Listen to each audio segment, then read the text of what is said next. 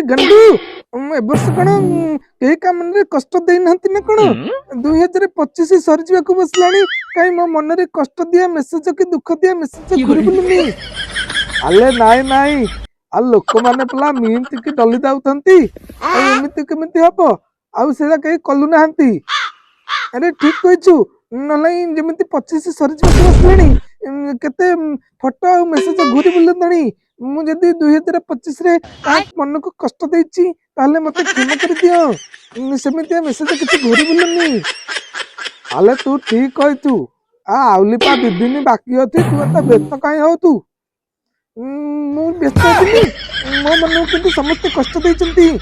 2025 ସରିଯିବାକୁ ବସିଲାଣି, ହେଲେ ମୋର କାହିଁ 20K ଫଲୋର ବି ହେଇପାରିଲାନି ଫେସବୁକରେ। ସେଇଥିପାଇଁ ମୋ ମନକୁ ସମସ୍ତେ କଷ୍ଟ ଦେଇଛନ୍ତି। ଇରେ ବାପା ନଟିଆ, ଆରେ ତୁ ଯୋଉ ଭଳିଆ ଇସ୍କୁଲରେ ଖାଲି ଭିଡିଓ କରୁଛୁ, ତୋରି ପାଇଁ ତ ଗୋଟେ ଲେଟର ପଳେଇ ଆସିବ। ତୁ ଆଉ ଭିଡିଓ କରିବୁ ଯେ ତୋର 20K ଫଲୋର ହବ, ବୁଝିଲୁ? ଜଗୁଲିଆ ବଦଳି ଯା। ଆରେ ଆରେ ତମେ ଏମିତି କହିଲେ ହବ? ମୁଁ ସ୍କୁଲରେ ଭିଡିଓ ନ କଲେ କଣ ହବ? ମୁଁ ମତେ ଯୋଉମାନେ ଭଲ ପାଉଛନ୍ତି ସେମାନଙ୍କ ପାଇଁ ଅଲଗା ଅଲଗା ଭିଡିଓ କରିବି। ସ୍କୁଲ ଭିଡିଓ ବନ୍ଦ ହେଇଯାଉ, ହେଲେ ପିଲାମାନଙ୍କୁ ବହୁତ ମିସ୍ କରିବି ଭିଡିଓ ନହେଲେ ସ୍କୁଲରେ। ଯାହା କରିବେ ସରକାର ଯାହା କରିବେ, ଆଉ କଣ?